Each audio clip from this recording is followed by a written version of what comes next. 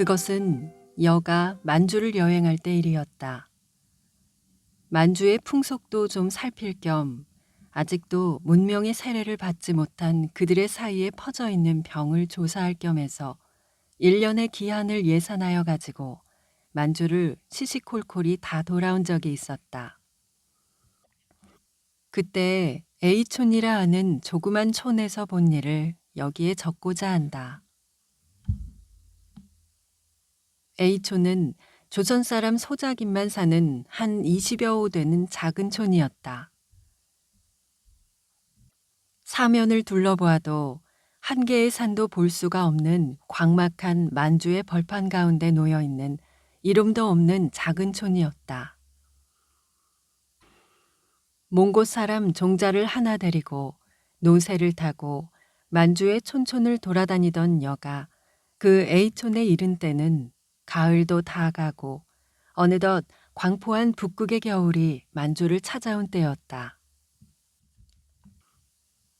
만주의 어느 곳이나 조선 사람이 없는 곳은 없지만 이러한 오지에서 한 동네가 죄 조선 사람뿐으로 되어 있는 곳을 만나니 반가웠다. 더구나 그 동네는 비록 모두가 만주 국민의 소작이니라 하나 사람들이 비교적 온량하고 정직하여 장성한 이들은 그래도 모두 천자문 한 권쯤은 읽은 사람이었다. 살풍경한 만주, 그 가운데서 살풍경한 살림을 하는 만주국인이며 조선 사람의 동네를 근 1년이나 돌아다니다가 비교적 평화스런 이런 동네를 만나면 그것이 비록 외국인의 동네라 하여도 반갑겠거늘 하물며 우리 같은 동족이매랴. 여는 그 동네에서 한 10여일 이상을 일 없이 매일 호별 방문을 하며 그들과 이야기로 날을 보내며 오래간만에 맛보는 평화적 기분을 향락하고 있었다. 살기라는 별명을 가지고 있는 정이코라는 인물을 본 것이 여기서이다. 이코라는 인물의 고향이 어디인지는 A촌에서 아무도 몰랐다. 사투리로 보아서 경기 사투리인 듯하지만 빠른 말로 제재거리는 때에는 영남 사투리가 보일 때도 있고 싸움이라도 할 때는 서북 사투리가 보일 때도 있었다. 그런지라 사투리로서 그의 고향을 짐작할 수가 없었다. 쉬운 일본말도 알고 한문 글자도 좀 알고 중국말은 물론 꽤 하고 쉬운 러시아 말도 할 줄 아는 점 등등. 이곳저곳 숱하게 주워먹은 것은 짐작이 가지만 그의 경력을 똑똑히 아는 사람은 없었다. 그는 여가 A촌에 가기 1년 전쯤 빈손으로 이웃이라도 오듯 후덕덕 A촌에 나타났다 한다. 생김으로 보아서 얼굴이 쥐와 같고 날카로운 이빨이 있으며 눈에는 교활함과 독한 기운이 늘 나타나 있으며 발룩한 코에는 코털이 밖으로까지 보이도록 길게 났고 몸집은 작으나 민첩하게 되었고 나이는 25에서 40까지 임의로 볼 수 있으며 그 몸이나 얼굴 생김이 어디로 보든 남에게 미움을 사고 근접지 못할 놈이라는 느낌을 갖게 한다. 그의 장기는 투전이 일수며 싸움 잘하고 트집 잘 잡고 칼부림 잘하고 색시에게 덤벼들기 잘하는 것이라 한다. 생김이 벌써 남에게 미움을 사게 되었고 거기다 하는 행동조차 변변치 못한 일만이라 A촌에서도 아무도 그를 대척하는 사람이 없었다. 사람들은 모두 그를 피하였다. 집이 없는 그였으나 누이 집에 잠이라도 자러 가면 그 집 주인은 두말 없이 다른 방으로 피하고 이부자리를 준비하여 주고 하였다. 그러면 그는 이튿날 해가 낮이 되도록 실컷 잔 뒤에 마치 제 집에서 일어나듯 느지기 일어나서 조반을 청하여 먹고는 한마디의 사례도 없이 나가버린다. 그리고 만약 누구든 그의 이 청구에 응치 않으면 그는 그것을 트집으로 싸움을 시작하고 싸움을 하면 반드시 칼부림을 하였다. 동네의 처녀들이며 젊은 여인들은 이코가 이 동네에 들어온 뒤부터는 마음 놓고 나다니지를 못하였다. 철없이 나갔다가 봉변을 당한 사람도 몇이 있었다. 삭. 이 별명은 누가 지었는지 모르지만 어느덧 A촌에서는 이코를 이코라 부르지 않고 살기라고 부르게 되었다. 살기 누이 집에서 묵었나? 김서방네 집에서. 다른 봉변은 없었다나? 요행이 없었다네. 그들은 아침에 깨면 서로 인사 대신으로 살게 거취를 알아보고 하였다. 살근 이 동네에는 커다란 암종이었다. 삭 때문에 아무리 농사에 사람이 부족한 때라도 젊고 튼튼한 몇 사람은 동네의 젊은 부녀를 지키기 위하여 동네 안에 머물러 있지 않을 수가 없었다. 삭 때문에 부녀와 아이들은 아무리 더운 여름 저녁에라도 길에 나서서 마음 놓고 바람을 쏘여보지를 못하였다. 삭 때문에 동네에서는 달게 가리며 돼지우리를 지키기 위하여 밤을 새지 않을 수가 없었다. 동네의 노인이며 젊은이들은 몇 번을 모여서 살글 이 동리에서 내어 쫓기를 의논하였다. 물론 합의는 되었다.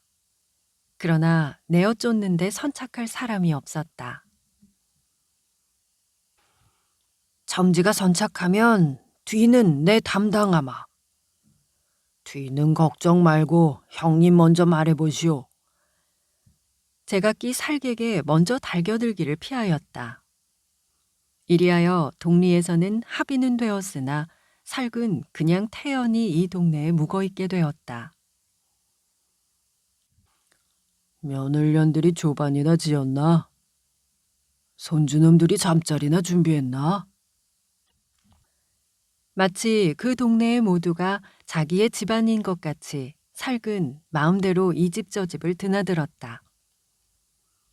A촌에서는 사람이라도 죽으면 반드시 조상 대신으로 살기나 죽지 않고 하는 한마디의 말을 잊지 않고 하였다. 누가 병이라도 나면 에이, 이놈의 병 살칸 데로 가거라 고 하였다.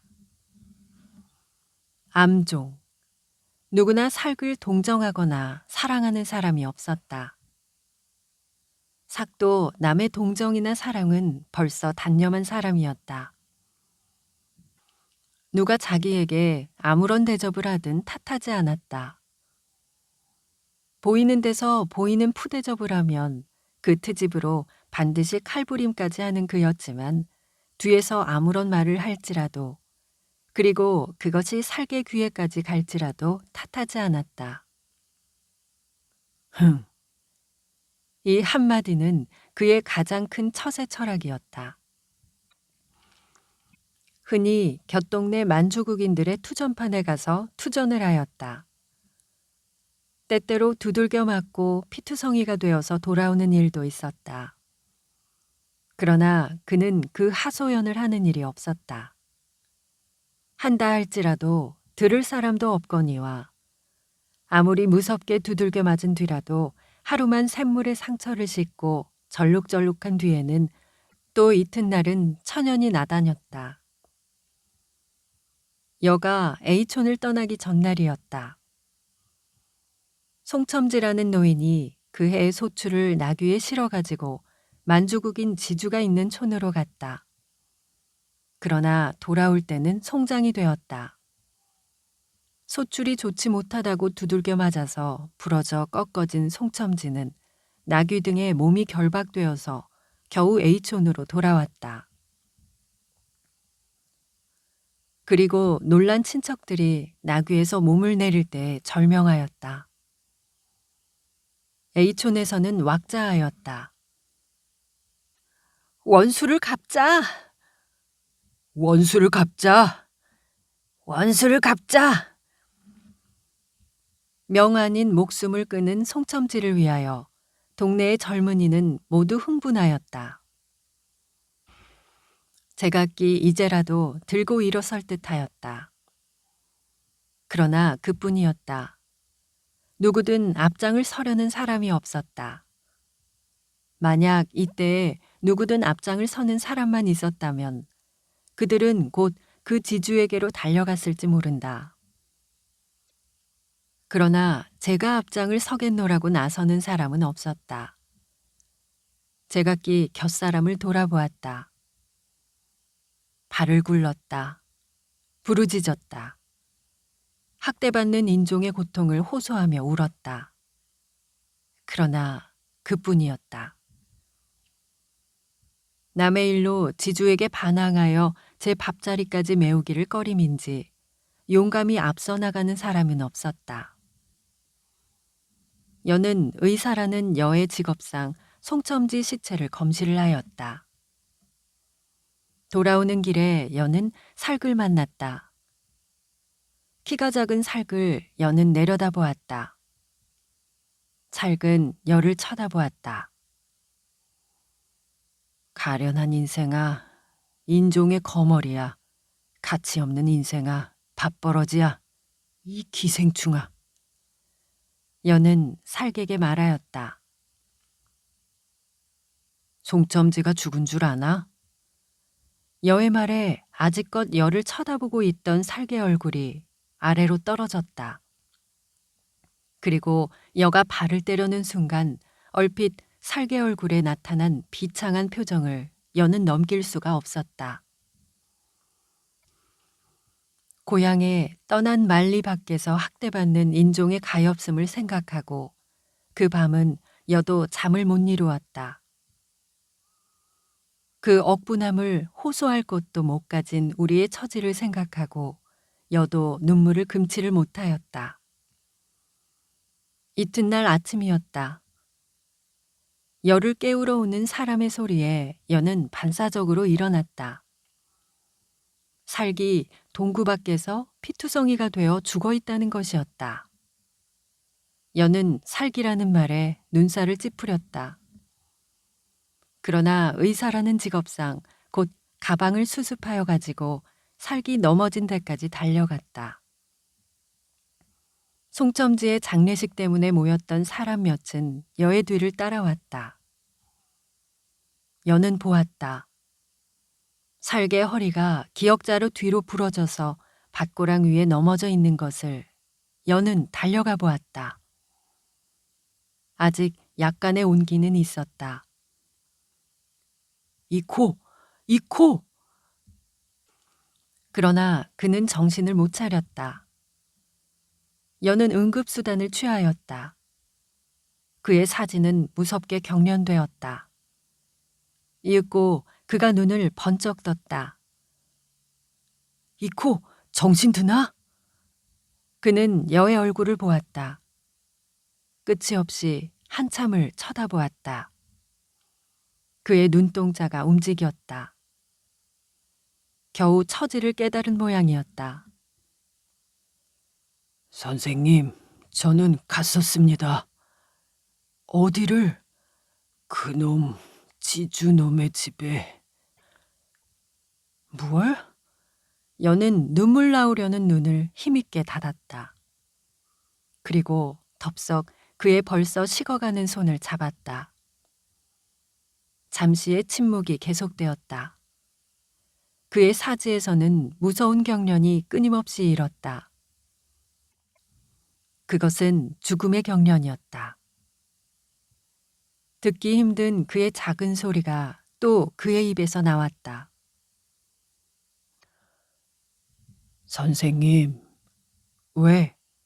보고 싶어요. 전 보고 뭐이? 그는 입을 움직였다. 그러나 말이 안 나왔다. 기운이 부족한 모양이었다. 잠시 뒤에 그는 또다시 입을 움직였다. 무슨 소리가 그의 입에서 나왔다. 무얼? 보고 싶어요. 붉은 산이, 그리고 흰 옷이. 아, 죽음에 임하여 그의 고국과 동포가 생각난 것이었다. 여는 힘있게 감았던 눈을 고즈넉이 떴다. 그때에 살개 눈도 번쩍 뜨이었다. 그는 손을 들려고 하였다. 그러나 이미 부러진 그의 손은 들리지 않았다. 그는 머리를 돌이키려 하였다. 그러나 그런 힘이 없었다. 그의 마지막 힘을 혀끝에 모아가지고 입을 열었다. 선생님, 왜? 저것, 무얼? 저기 붉은 산이, 그리고 흰 옷이. 선생님, 저게 뭐예요? 여는 돌아보았다. 그러나 거기는 황막한 만주의 벌판이 전개되어 있을 뿐이었다. 선생님, 노래를 불러주세요. 마지막 소원. 노래를 해주세요. 동해물과 백두산이 마르고 닳도록. 여는 머리를 끄덕이고 눈을 감았다. 그리고 입을 열었다. 여의 입에서는 창가가 흘러나왔다. 고즈넉이 부르는 여의 창가 소리에 뒤에 둘러섰던 다른 사람의 입에서도 숭엄한 코러스는 울려 나왔다. 무궁화 삼천리 화려강산. 광막한 겨울의 만주벌 한편 구석에서는 밥버러지 이코의 죽음을 조상하는 숭엄한 노래가 차차 크게 엄숙하게 울리었다. 그 가운데 이코의 몸은 점점 식어갔다.